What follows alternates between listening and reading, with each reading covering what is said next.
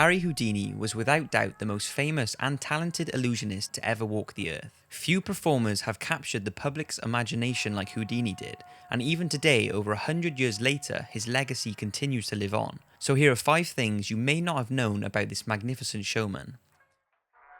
Houdini's escapes from seemingly impossible situations thrilled audiences, but his obsession for perfection and extreme motivation in his practice often wasn't seen by his fans. In order to perform his mind-blowing stunts, Houdini had to train intensely, both physically and mentally. He trained himself to be ambidextrous, making his left hand as able as his right. He was said to practice untying knots with his toes, so much so that his toes had the dexterity of his fingers. He would swallow large objects and regurgitate them back up again. He practiced sleight of hand and misdirection in front of a large mirror for hours and hours at a time, and his practice sessions were so constant that he would frequently forget to eat, change, and even bathe. Of course, all this dedication consumed most of his time, meaning there was hardly time to sleep. 4 hours a night was said to be a lion for Houdini, but if in his short hours of sleep he did awake with an idea for a new stunt or trick, there was always a notebook by his bedside in order for him to write it down. He even had a large sunken bathtub installed in his house, where he could practice his breath holds and would fill it with ice in order to prepare his body for his handcuffed freezing river plunges. He built himself into the man he wanted to become, and you can't help but respect every ounce of that.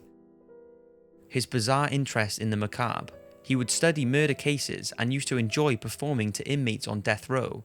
He even bought a device that would eventually kill the men he was performing for, a real electric chair which was used to kill inmates on death row at the Sing Sing prison. He was also very interested in life after death. He would visit hundreds of mediums and spiritual get-togethers in an attempt to contact his deceased mother, who he loved dearly. But of course, he couldn't just turn up to a seance unnoticed, so he would disguise himself with a hat and a fake beard. Houdini later said that all mediums were con men, and wrote this in an article.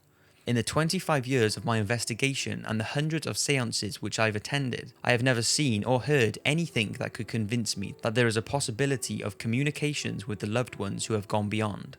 Despite saying this, Houdini still believed in the afterlife, he just wasn't convinced that communication was possible. Houdini's imaginary son. Now, it's unsure why Houdini and his wife of 32 years, Bess, didn't have children. Some say Bess was unable to carry, and others say that Houdini was x-rayed many times by his brother, who was remarkably New York's first x-ray specialist, and the constant exposure to radiation made Houdini sterile. But just because they couldn't have a child, it didn't mean they couldn't invent one.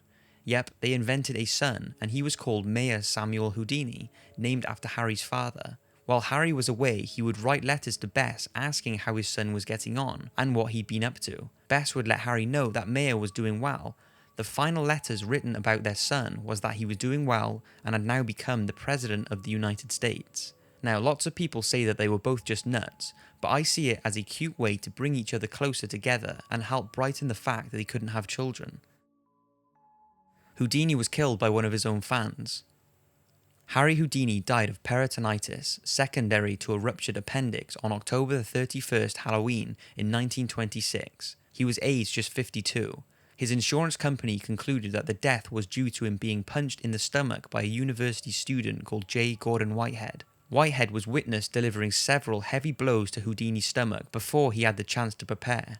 After the incident, Houdini continued performing his upcoming show in a great deal of pain. The pain lasted for 2 days, and when he finally visited a doctor, he was told he had a fever and acute appendicitis. He was advised to have immediate surgery, but Houdini, being so dedicated to his craft, ignored the advice and decided to go on with another show. When Houdini arrived at the Garrick Theatre in Detroit, Michigan on October 24th, 1926, for what would be his last performance, he had a fever of 104 and must have felt awful. But despite this, he took to the stage. He was reported to have passed out during the show, but was revived and continued to perform.